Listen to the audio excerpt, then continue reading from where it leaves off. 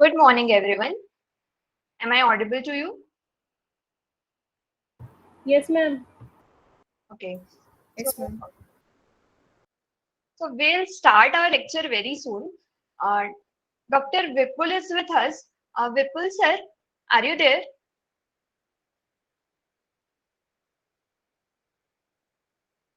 Yes, ma'am. I'm here. Okay, sure, sir. So, today's lecture was scheduled from Dr. Deepak Garg, Bennett University, but he is not well. So, in place of Dr. Deepak, Dr. Vipul will take the lecture. I'll introduce him and we'll start the lecture within 5 minutes. So, please be here. Thank you.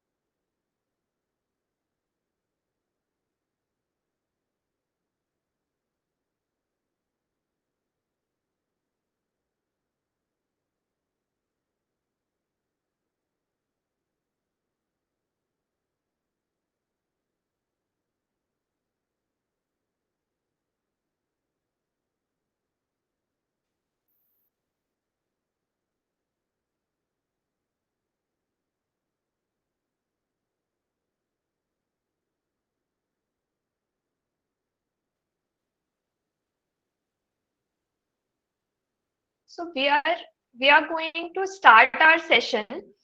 Uh, Welcome, Vipul sir. I would like to introduce Dr. Vipul. So, Dr. Vipul Kumar Mishra is an associate professor in School of Engineering and Applied Sciences in the Department of Computer Science and Engineering in Bennett University. Sir is a postdoctoral scholar from University of Kentucky, USA. Sir has completed his PhD from Computer Science and Engineering from Indian Institute of Technology in Indore, and he has also completed his BTech and MTech in Computer Science and Engineering department.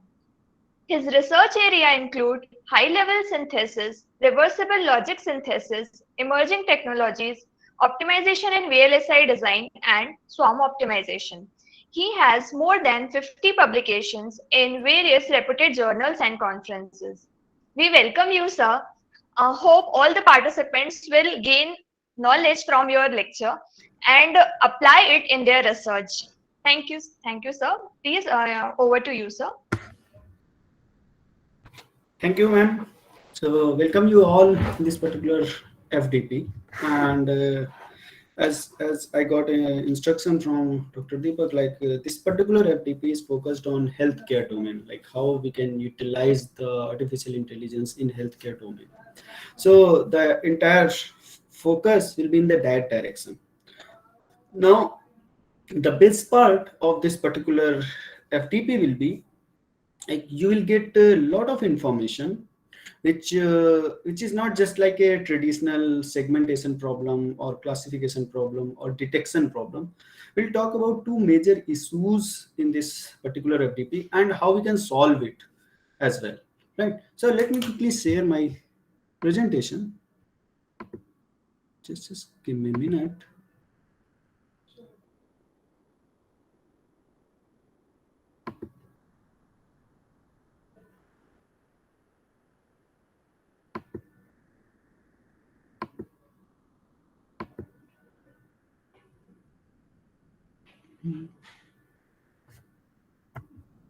Just give me a minute.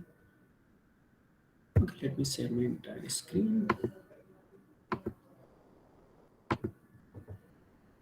Please confirm, is it visible to everyone? Yes, sir, it is. Yes, sir, it is visible. Thank you so much. So today we are going to talk about AI in healthcare domain, right? So how we can incorporate artificial intelligence in healthcare domain, what are different challenges in the healthcare domain, and how we can solve few of them. Definitely we cannot solve all the challenges in this one single lecture, but we'll try to solve at least two challenges in this particular lecture, right? So first we have to think about like what are different benefits of AI in this particular domain. So you can say definitely this AI can assist physicians in terms of making better clinical decision, or you can say faster clinical decision. They will also support some human judgment, like for example some doctor is there and some radiologist is there and they try to look into the images and then try to take the decision. So can we reduce their burden so that at least they have some prior information, some summarized information in hand, right? So that we can do with the help of AI.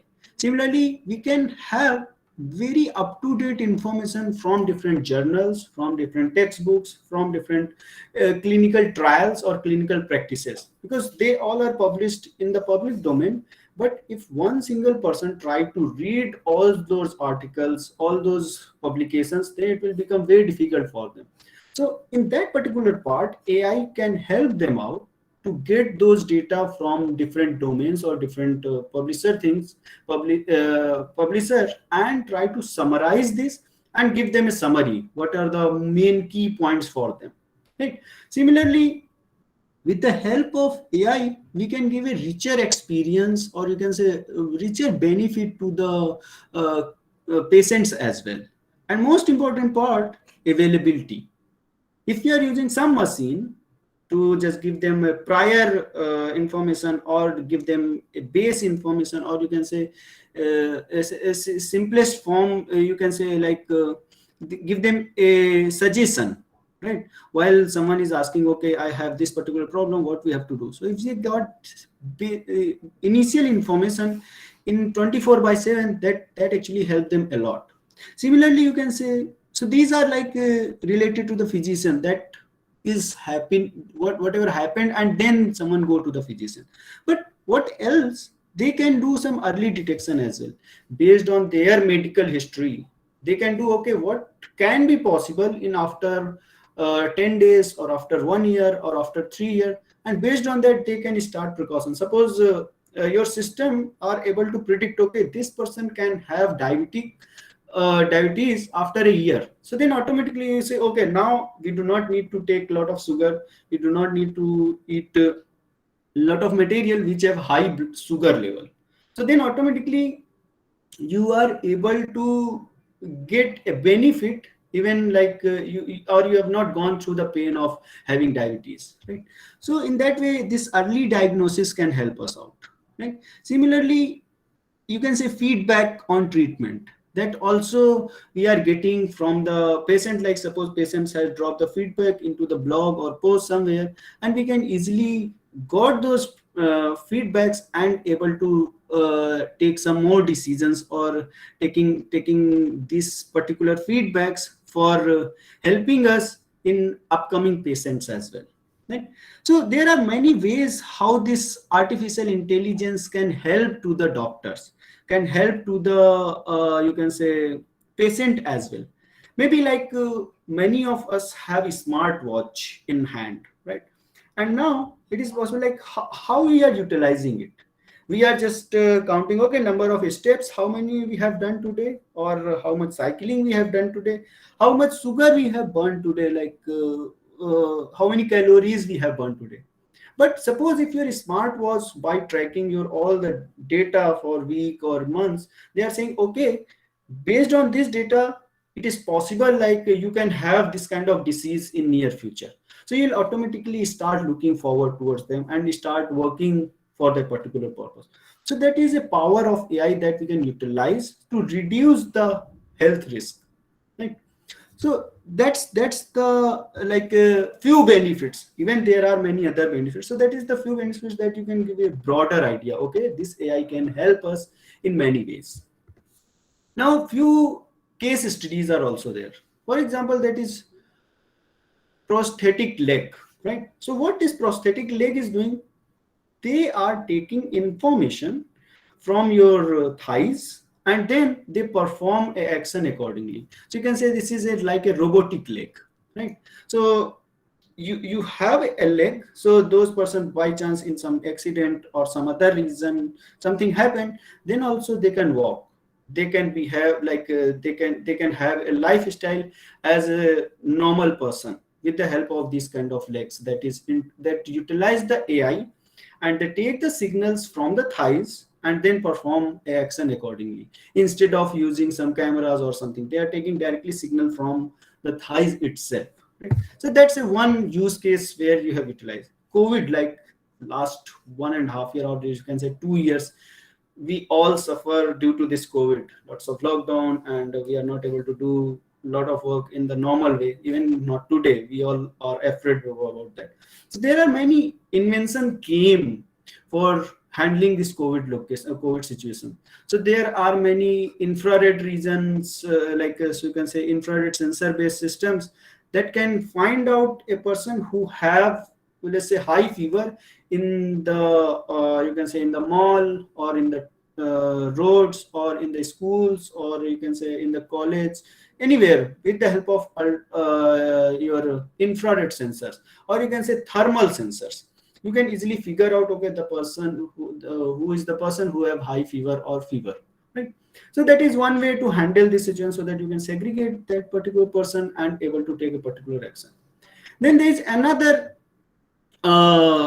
invention has found, like they are taking lung CT scan, right? Or and from there they are trying to find out a particular person have a disease or not, or you can say the person is COVID infected or not, with the help of CT scan.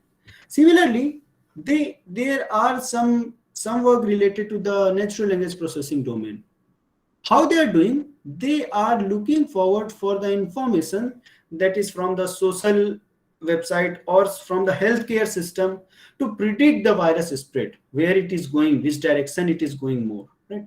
Similarly, there is another work that talk about like trace the people. So while in the initial section it was very difficult to trace, like if one person is infected, where that person have moved. So there are a lot of systems that help us to trace particular person, right? Now there are another use case where we talked about the robotic surgery, right? So we can say the robots are doing surgery in place of the doctor, and many theories are saying for a normal surgery which is not very critical, they are doing much better than the doctor. They are more precise. Definitely I'm not saying for the critical surgeries, but for normal surgeries they are doing much better than the doctor, and that's like a help doctors itself to to give a peace to their mind. Because I found in a literature, like one of the biggest painful in terms of mental stress job is the surgeon. Surgeon has the most stressed job in this world, right? So you can understand, like just by one knife, if a tiny mistake happened, their life and death is that particular surgeon have. So that is very stressed job. So even our AI system can help them out to reduce the stress. Similarly, you can say a lot of robotic treatment is there, like physiotherapist. So normally what happened, this physiotherapist is there, so patient requires some physio, they directly contact to the physio. Maybe some care robot is there that perform, because physiotherapist task is something that is very regular. There is nothing like sudden new things comes into the picture. So you have created a bot, a robot that is doing that physiotherapist job. But whenever some anomaly comes, then automatically you'll call to the remote care doctor that is in the remote place, and they are able to solve that particular specific issue that patient have. Otherwise, the robot is able to take care the regular events that is happening in that particular process. So these are few major, you can say, use cases. Even there are plenty of use cases so in the world, but these are few measures that I thought let's discuss those. Now, even there are many use cases, but still there are a lot of challenges to adopt the AI, right? In specifically in the healthcare sector. So let's talk about those challenges first. So for the first challenge is the development cost. It's like collecting the data, finding the person who have good information related to that. That is all a big challenge. Right? Similarly, integration issue. Right? Integration ethical issues are there. How will, like suppose something happen, then who will, to whom we will blame? It's really to the bot, or to the hospital, or to the doctor, to whom we will blame that have done some mistake. Similarly, there are a lot of reluctance in the medical practitioner to adopt the AI. They feel like replacement, that AI will replace the doctors, but actually that's not true. It's not possible.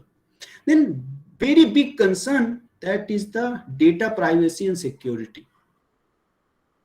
Hospitals or you can say medical centers are not, you can say, ready to share the data with the AI practitioner. That is very difficult to sharing the data. It's like there are a lot of norms that you cannot share the patient data. There are a lot of privacy of patients, and the biggest concern, who is the owner of that data? The patient whose data is there, or the medical person who have generated that data? Who is the owner? Still that is question mark for us, right? So to whom we have to take the permission, I am going to use your data and perform a certain operation. So that is the privacy concern is there, right? Then data exchange, how you'll get that clinical data, where we'll put that data. You can say it's really all the parties, like healthcare system, physician, pharmaceutical company, and the patient have their incentive. Like suppose I want to share my data, who will get the incentive? Healthcare system will get the incentive, or physicians who have created that data, or pharmaceutical companies who have some impact based on some medicine or something, or the patient itself. So there are a lot of problem in data exchange itself, right? And definitely, like there is a federal issues as well, right? Then there are rapid iterative process in update in the software, because every day we are getting new variety of disease and the software update is required. So these are more towards the like development side. Now, if you look into the industry side, the biggest challenge is the deployment. How we'll deploy our particular system? How we'll make a system so that we can deploy into the remote devices? That is one of the big challenge, right? Then lack of curated healthcare data. Who will create that data and who will refine that data, right? Then biggest concern is the regular regarding privacy and security that we already talked about here. So these are the some very major challenge that we are facing while we are deploying the system, while we are creating the system. So today in this particular talk, we will focus on these two aspects. First is the deployment, and second is the privacy and security. These two aspects we'll see in this particular like in the upcoming slides. So any questions so far, anyone? Yeah, any quick question?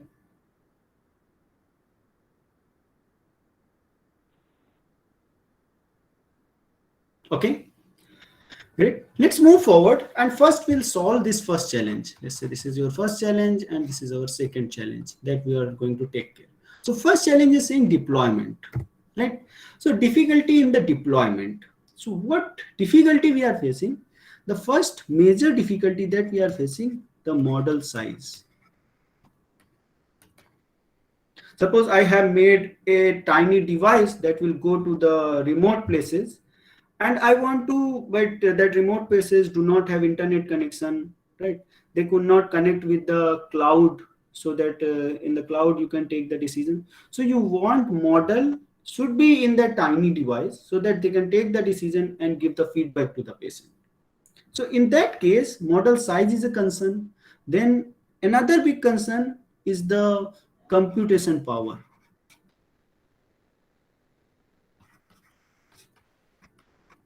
Right? How much power it will consume, or how much computation it will take to perform the operation. So why model size, computation, or you can say your memory requirement, these are become very challenging, because the models what we are talking about generally, they are talking about the deep learning models. And if you say just like current models, they are huge in the size, might be some are 1 GB, 2 GB, 2.5 GB, 500 MB even. So that is also a really big model that will run on the system. While they will run, they have millions of flop operations. Right? That is floating point operations. You can say floating point means we are talking about the multiplication and addition to perform a certain operation and give you the results. So that is the major difficulty in the deployment, especially when you say point of care device. So major focus on the point of care device. Point of care means suppose you have a device in the hospital that is in your village, right? Or maybe that is in your town, that do not have very big hospital but a tiny hospital, a small hospital.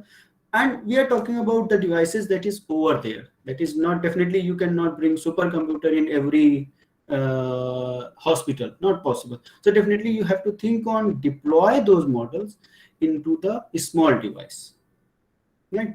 So now what we have to do, how we can do that? So definitely one way to handle this, you can compress the model and make it small. That can be one way to deal with this problem, right? So suppose we have a model, let's say 500 MB. If I am able to compress it some way, so that instead of 500 MB, it will become, let's say 10 MB model, right? I have reduced that much so that it will become 10 MB model. So definitely when we compress it into the 10 MB, this compression is not like image compression or something. It is like you are throwing some of the information from the model. When you say showing some of the information, it means you are saying showing some weights from the model, throwing some filters from the model, and then we compress it out. Now, while we say compression, what advantage we'll get? Definitely, they will require lesser space to store. They will be more energy efficient. You do not require like that can operate on the edge devices or battery operated devices. They have low latency as well. They will become much faster and lesser computationally expensive. One disadvantage, and that I will say maybe, it's not compulsory, maybe your accuracy will reduce, because you can say, suppose I have 1000 filter in our model. Now from 1000 I want to select only 100 filters and rest 900 I want to throw, means I'll not utilize in at the end, right? So definitely maybe accuracy can reduce. So I have some use cases that will solve this maybe problem. It will reduce or not. Okay. Any questions so far? Anyone, any questions so far?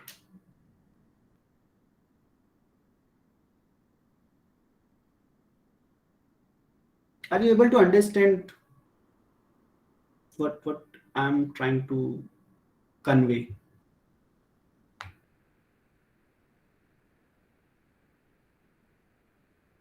Am I audible?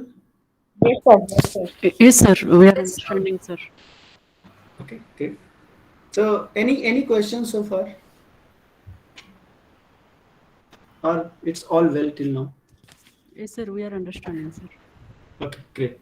So now when we say compression the model, making them small. So there are various techniques to compress the model. One is the pruning, another is the quantization, another is the weight matrix factorization, and definitely you can create a different kind of architecture itself. And definitely when we say compress the model, these all we are talking about with respect to deep learning models. Right? Might be these models are solving your classification problem. Right? Might be they are solving the object detection problem. Right? Or might be they are solving some segmentation problem. Right. So suppose they are solving like a particular image is cancerous or not. Simple classification problem. Right? Or you can say just find out the area, the bounding box where a particular cell is damaged, or you can say it's a threat for us. Or you can say segment the area to check the severity of that particular patient, how much severe is there. So when we say we are trying to solve these all, but into the point of care device, then definitely those models need to be reduced down. Those models need to be compressed. Okay. So here we are talking about the deep learning models. So in order to compress them, again I will say pruning is there, quantization is there, weight matrix factorization there is there, and different architecture is also there, that is like a compressed architecture itself, or you can say smart architecture itself. Right? So here we'll talk about the pruning. In this particular talk, we'll talk about the pruning itself. So what pruning means? So this is the like a image from human brain. So what human brain is doing while they are in 2 years, their synoptic, that is in our human brain, they are very dense in the nature. Then slowly as we grow up, we start pruning. That is known as the synoptic pruning, right? So this is the synoptic formation, and here we have synoptic pruning. So while we grow, we start the pruning. So what this pruning is saying, whatever the most important synoptic, whatever the most used synoptic, that will remain, and whatever is not used, that will throw away. Or you can say that will delete completely from our brain. This is human brain is doing. So this, from the same thing, we also get the inspiration. Can we do this same for the deep learning models as well? Whatever weights or whatever filters are not useful, let them prune. Prune means delete from the network itself. So how exactly pruning works? So in case of, there is one variety of pruning, that is the weight pruning. So they are saying that particular weight is not important, let's prune it. Right? So that is the weight pruning we are talking about. So suppose maybe initially we have some weights here, we feel like this is not important, so remove it. So you got a architecture that is more sparse in the nature. Right?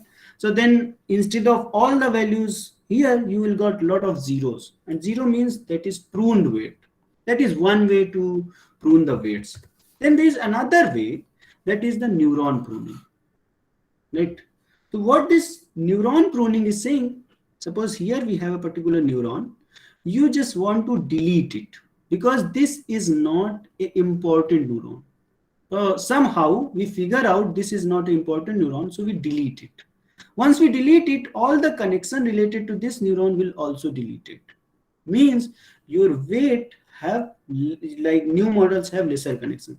So in this particular diagram, you have total 32 connections. But if you print only one node, we have reduced and this has only 24 connections.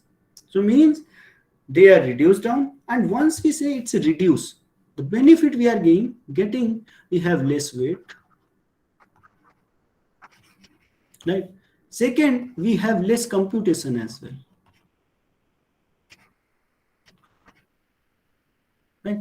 How you say less computation? Because whenever some input will come, they will not require to multiply with this 24, this close to 8 connections. That is 8, means this in this simple example, 8 different multiplication and addition is already reduced down. So they will reduce the matrix. In that case, how it look like? It will look like you have reduced from previous layer one entire column and in the next layer entire row, so that your matrix itself will reduce down. Or you can say your weight matrix will reduce down and it will become smaller. Any doubt so far? How this neuron pruning is working, like, and how this weight pruning is working? Any doubt so far? Anyone, any doubt so far? No, sir.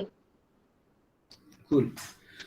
So now the question coming to us, we got, okay, if we got somehow if we got that particular node is not important, or somehow we got particular weight is not important, then we prune it. That's fine. But question is how solve this somehow problem, right? So we have a lot of parameters. Definitely we know all the parameters are not important, but which parameter are not important, that we have to figure out. So first of all, we have to figure out which parameters are not important. Or you can say you have to give a ranking to all the parameters based on the importance. Those who have highest importance, you have given high rank. Those who have lower importance, you have given low rank, right? So you should require a mechanism that will give the ranking. That is first problem, right? Second important part is how many parameters we have to remove. Because every time whenever we remove the parameter, definitely your latency will reduce down, definitely your power requirement will reduce down, definitely your size requirement reduce down, but in the same time, on the other hand, your accuracy is also reducing. That we don't want. We want to reduce only the power, only the weights, or you can say only the space requirement, but we never want like your accuracy will also reduce down. But whenever you reduce the parameter, that accuracy is also reducing. So means definitely you have to find out how much we can reduce down, right? Or you can say how much we can throw away so that after the retraining we can gain back. That is also important, right? So these two major questions that we have to ask to ourselves to solve that particular problem. So what we have done, we said like lower overhead we have to make in this deep learning models. I will do that, reduce the parameter of the model and remove the, you can say, filters from the convolution layer. Now the question is how to do that, right? So for that we have made a framework. So this is the traditional way to deploy a model into the point of care device, or you can say resource constraint device, right? But what we want, we first prune the model, make it small, then we optimize this model, retrain it, right? And then we deploy it into the edge device, or you can say point of care device that is somewhere in your village, right? So that is the framework that we want to make. Not with this path, we want to go with this path, so that our model size will reduce down, right? So in order to do that, what we have done, so this is a case study that we have completed in Bennett, and that is related to the IDC dataset. Might be some of you heard about this IDC dataset to find out the breast cancer classification dataset. I hope someone heard about this dataset. Anyone who have worked on this dataset?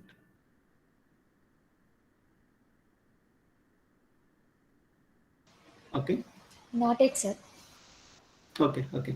So this IDC dataset is especially for the breast cancer classification. Right, it will say positive or negative. If a particular person have cancer, then it will say positive. If they do not have cancer, it will say negative. It's a binary class classification. Okay, one more important point.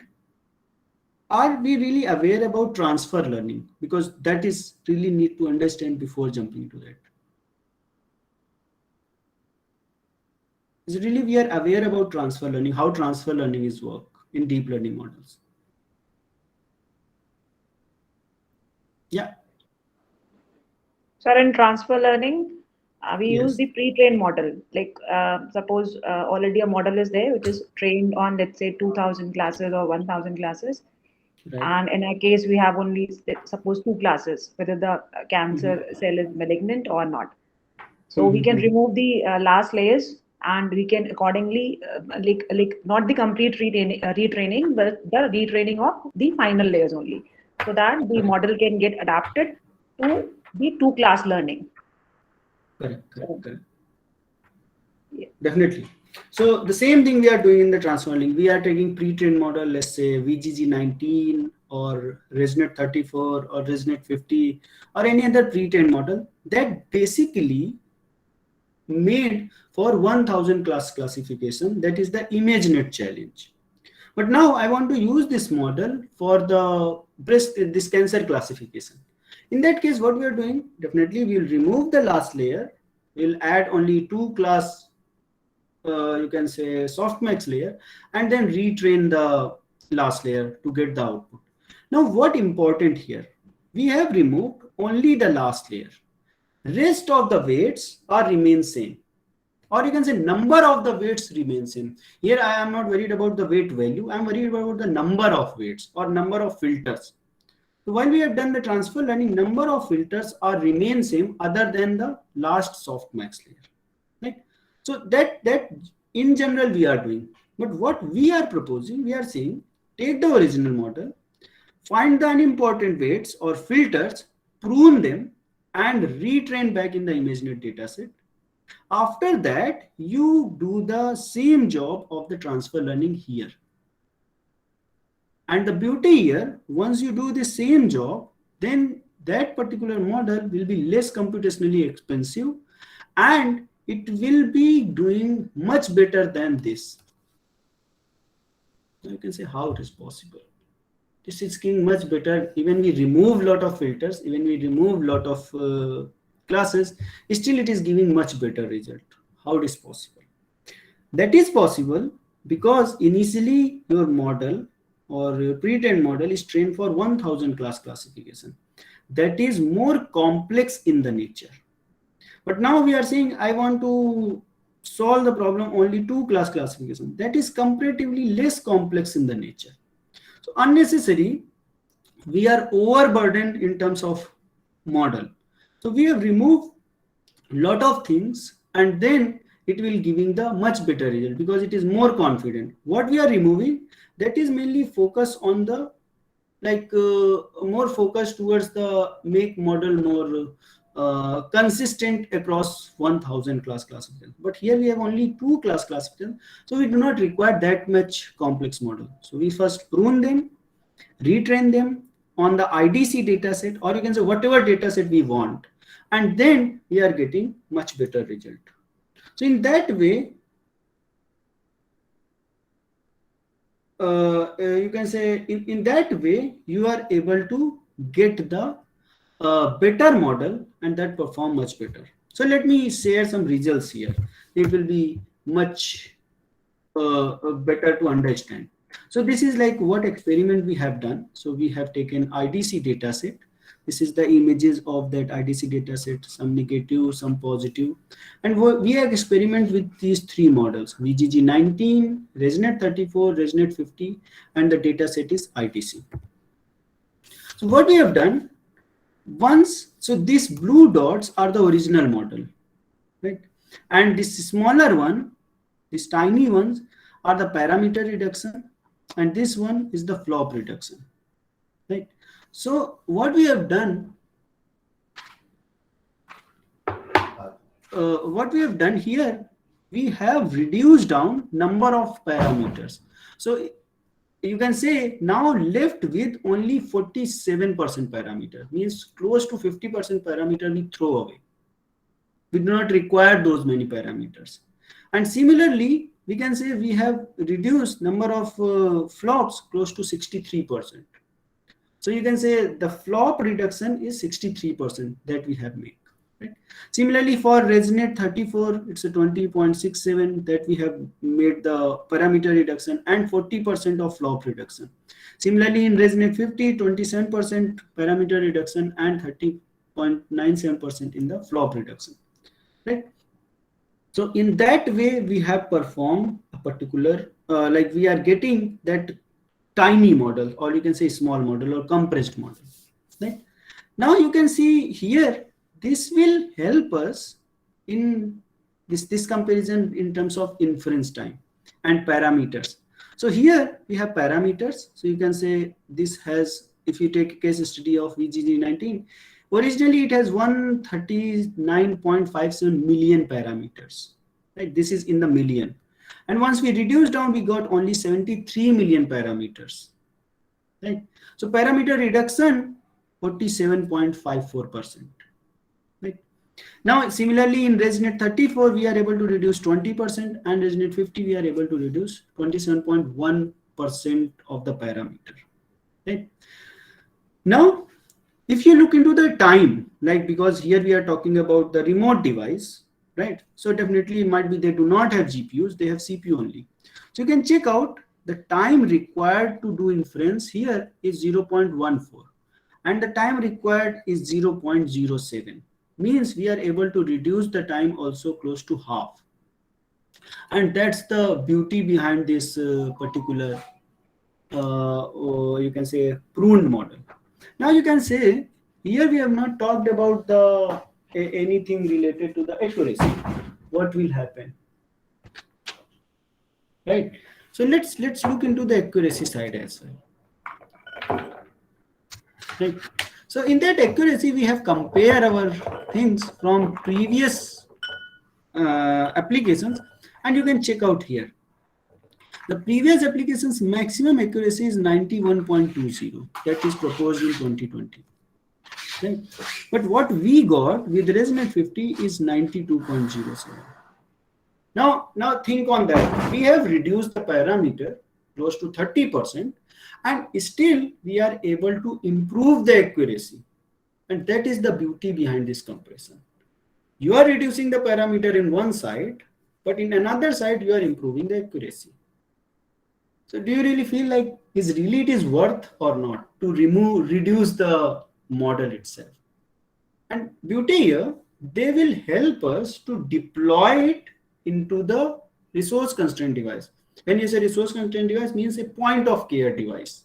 Right? That you can say, think like a tiny device that you can bring to your village and perform a particular operation. Now the beauty here, this is not applicable only for this breast cancer classification. This is very generalized formulation, and even you can apply in your work to find out a better answer with a compressed model. Right? So that's the beauty behind this work. Whenever we come into the deployment part, challenge in the deployment, because the model size, the computation requirement of the model, that is the major concerns in the deployment side that we try to reduce by compressing the model. Any doubt so far? Anyone? Yes, any doubt so far?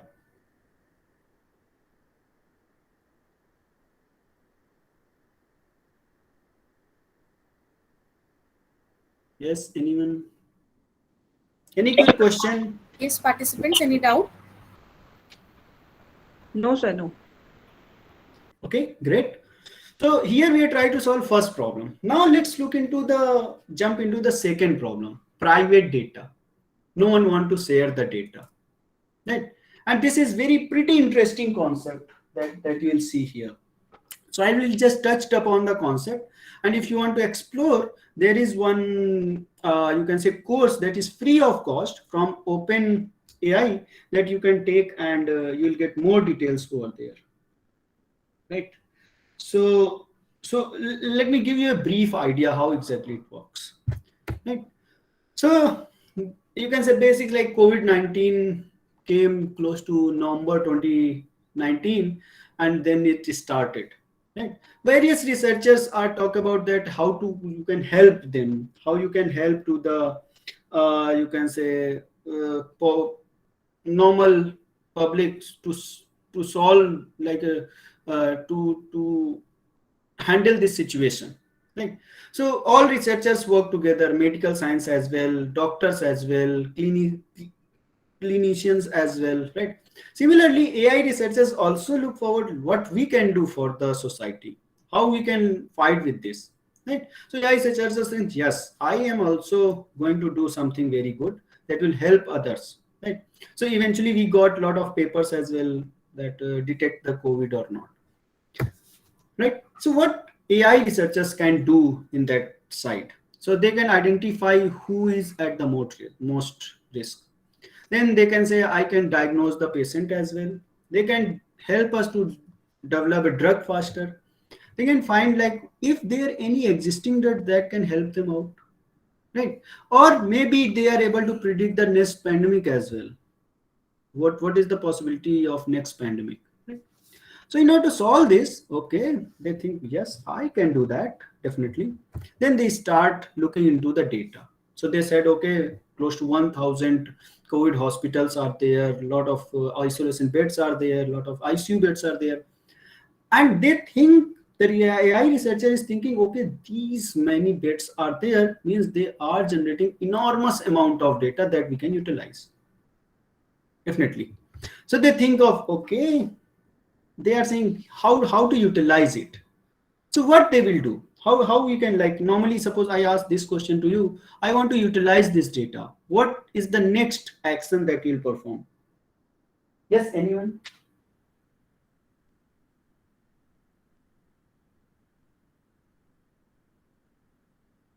Simple question.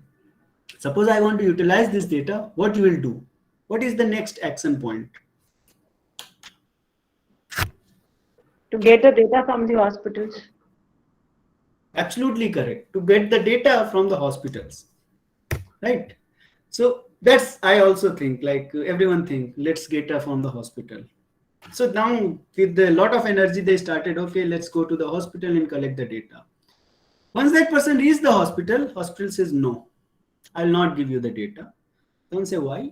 So they'll say, there is a privacy concern. I cannot share patient data. Then what you'll do? If you got a no from the hospital because of privacy. Yes, then what next?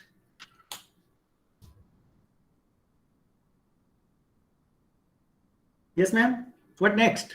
If you are not getting the data. Then we need to either generate synthetic data or get some dummy data from the other data sources online. Yeah, maybe like, but again, it's not original data, definitely. Yeah, exactly. So then it's a difficult. So here we figure out a different way. So they say major problem in utilizing the privacy, government regulation, data sharing policy, and one of the important things is putting all the data in one place. So now a big question we are asking to ourselves, can I train our AI model without sharing the data? I will not ask data from the authority or from the hospital. I will train the model in their location itself. I will not ask for the data. And the beauty here, I will train the model on the encrypted data. Will not get the original data. I will train on the encrypted data. If it is possible, can it solve our problem? Yes or no? What means, what do you think? Yes or no? Can it solve our problem at some extent?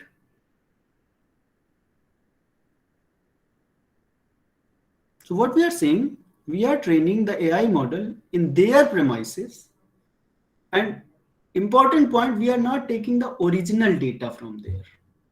We are taking encrypted data from there, because we are not what so why it is true, why it can work. So first thing we have to ask, like, is really it is possible or not, or it will solve our problem or not. It's somehow we are able to do that, somehow, with some magic. If we are able to do that, can this will solve our problem or not?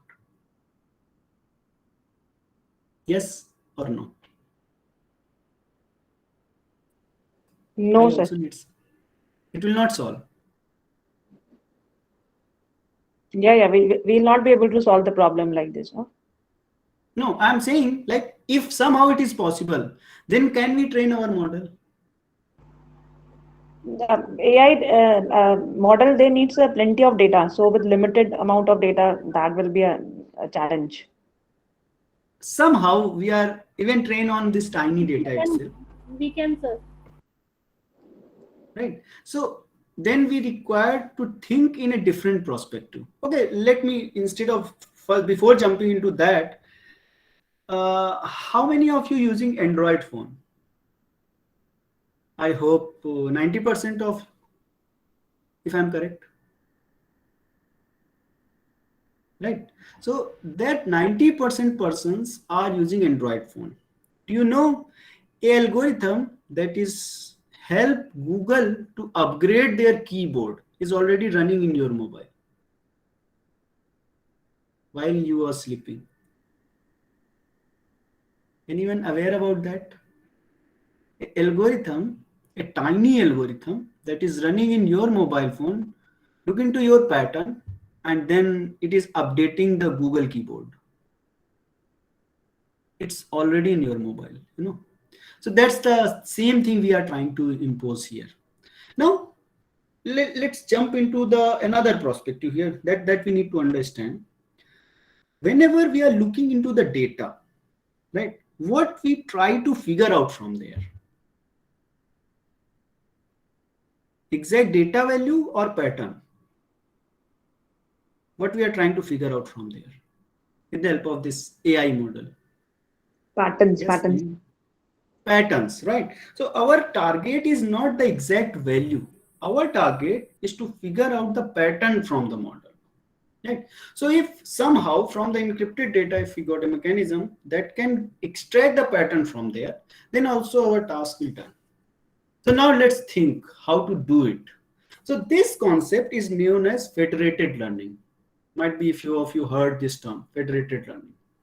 Right? What it is doing, this enables machine learning models to learn on private data without moving the data and compromising the privacy. That's the beauty behind this federated learning. Here we do not need to move data. Here we will move the model, not the data. So how it works, let's understand. So suppose we are the center place, and here we have n number of hospitals. So what we are saying, we will send, so we have generated a simple model, you can say a base model, and then we have sent this base model to all these locations. Now this base model will train, like, once it will go here, it will train for this data, it will, and same model will go here, it will train for this data, it will train for this data, it will train for this data. Now what next? These hospitals are sending back, like they are training here, and after the training they are sending their own models back to the central server. Important point, they are not sending the data, they are sending the model that they have trained in their data. So means this model is trained on this hospital, let's say H1 data, right? This model is trained on H2 data, this model is trained on H3 data, this model is trained on H4 data. Once it get in the central place, what it is doing, they combine all of them with some aggregator, and they make the changes in this original model. And that changes reflect from this as well, this as well, this as well, and this as well. Okay. So then they are doing federated average. Federated average means they are clubbing all these models together and update this model. Right. Once it updated, then we do for the second iteration. We will send these updated models to this hospital and give the training back here from the original data. So what we are doing here, the important point, we are not passing the data here and there. We are not putting into the central location. We are just passing the model and getting patterns from there. So patterns from hospital 1, pattern from hospital 2, pattern from hospital 3, hospital 4. And then we are clubbing all those patterns using the federated average. And then we are updating the base model. After updating, again we send the updated version, taking the patterns from there, and then again we'll do the federated average. Got it? The overall concept of federated learning. Any doubt on this? I hope this is like something new you'll get. Any doubt on this? So here, data is not traveling, model is traveling. So privacy of data will remain with the hospital. We are not taking data from the hospital. We are just taking the pattern from the hospital by training our base model in the hospital itself. Got it, everyone? Any doubt? No, sir. No. Great. So now you can say how to maintain that privacy, because you require some mechanism. So in order to maintain the privacy, there is some term that is known as the differential privacy. Yes, Govinda Swan. Sorry, sir. Sorry to interrupt. So someone has raised hand. Hello. Govinda Swan. Okay, Sir, so please go ahead. Sir, good morning, sir.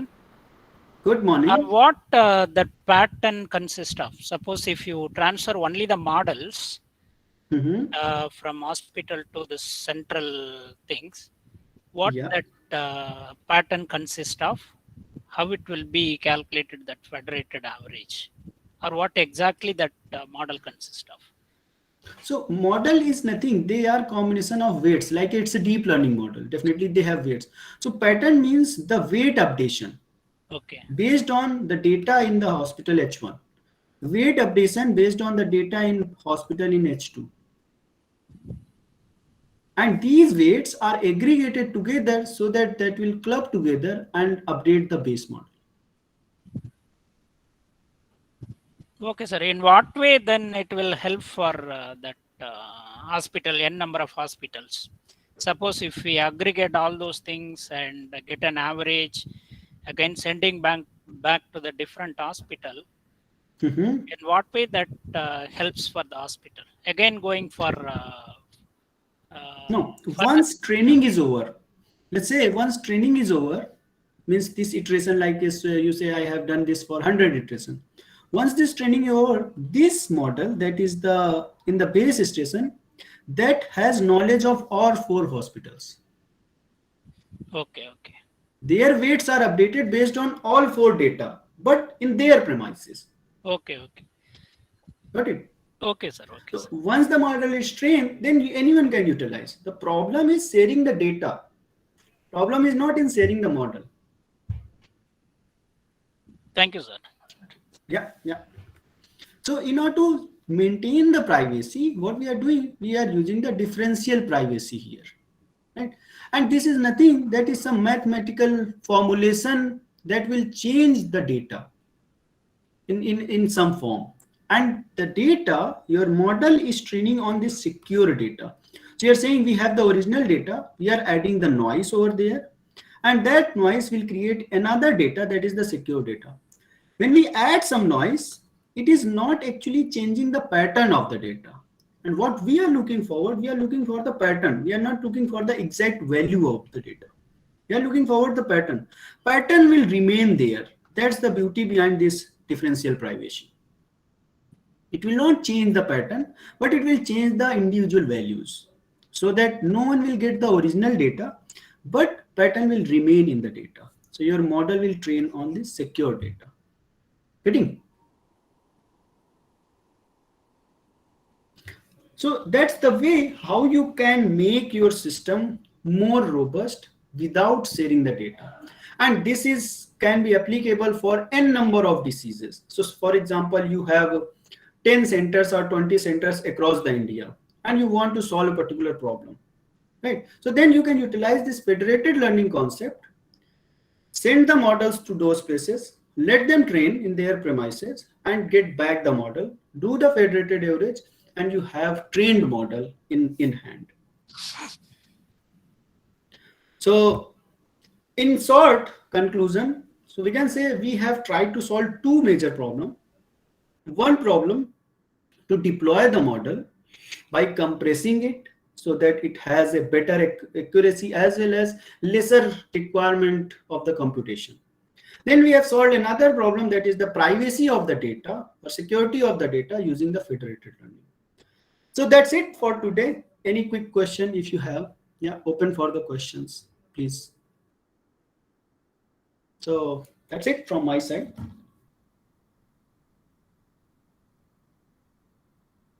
Sir. Yeah. Sir, how can we secure this data set? Okay. So for example, this is our original data, right? So Okay, the sir. broad term is known as the differential privacy. So there is a lot of literature in differential privacy. So you can go through it. But in general, what we can say, this is our raw data. We are adding some noise in this raw data. Then the original data is changed. Now it is not original data. Maybe you can say, just I'm giving a simple example. I have an age. Now I'm saying I will increase the age of every person by factor of 10. So now we will not getting the original age, but pattern will remain same. This is just example. There are various other ways. Just example. So with that, you are not giving the original data to the model. You are giving a secure data or encrypted data to the model. Getting? Okay, sir. Thank you. Sir. Thank you. Thank you. Yeah. Please ask if you have any question. I will suggest if someone like feel okay, it's really interesting. For more information, please go to the openmind.ai, and that will give you a much in-depth information related to the federated learning.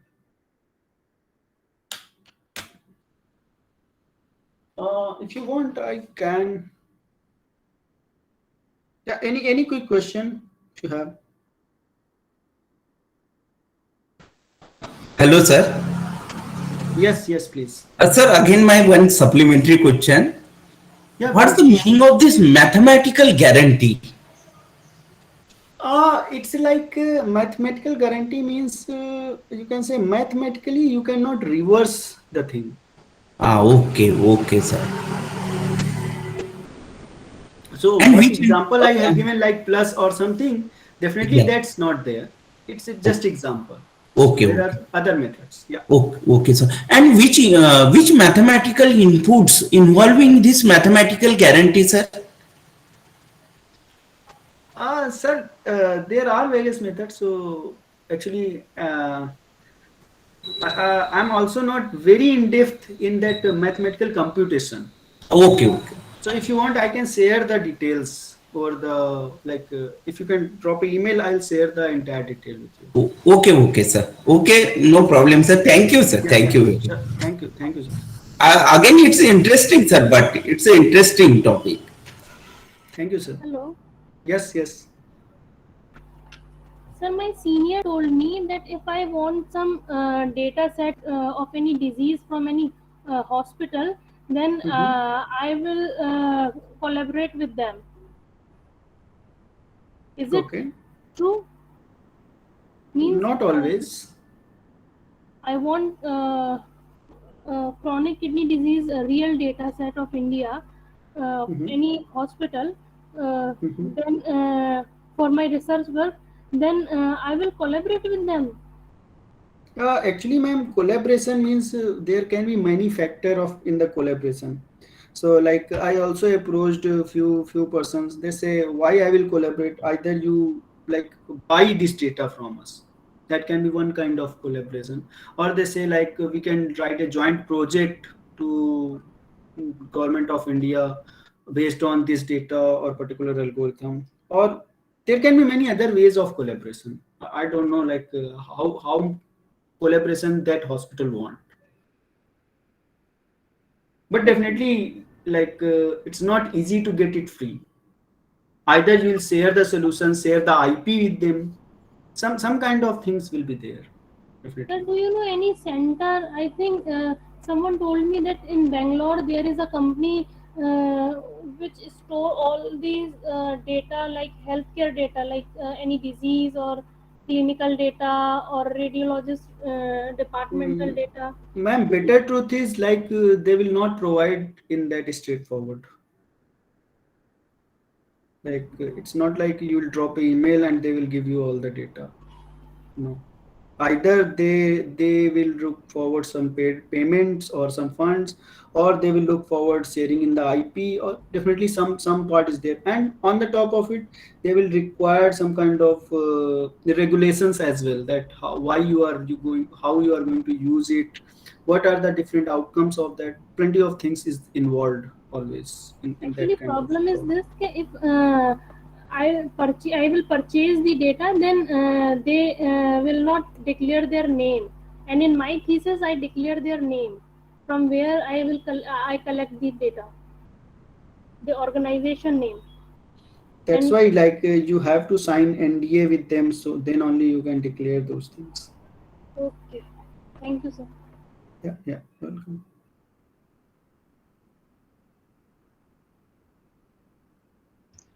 Sir, I have one question. Yes, please. Uh, Sir, if we are using deep learning and we want to implement any optimization techniques, what are the opportunities of using optimization techniques in deep learning?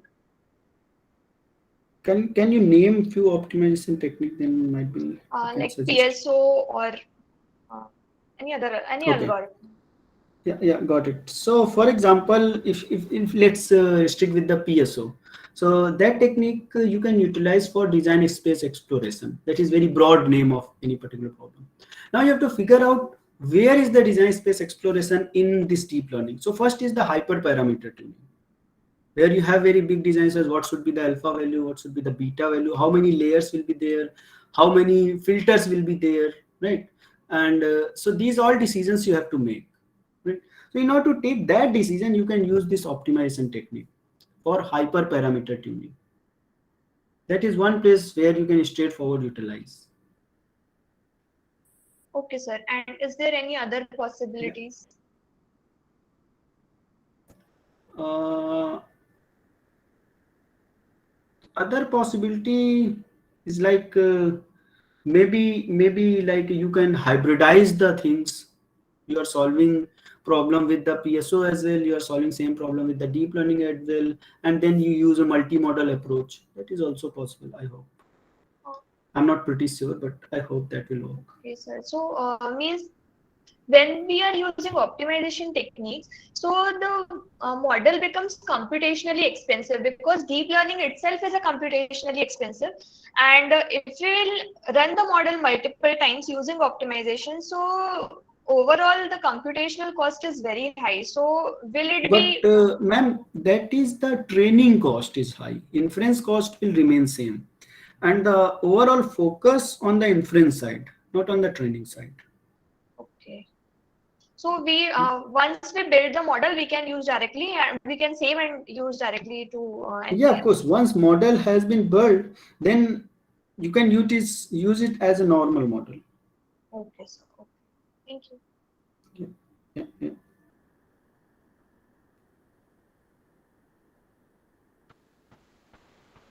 Any further queries from participants?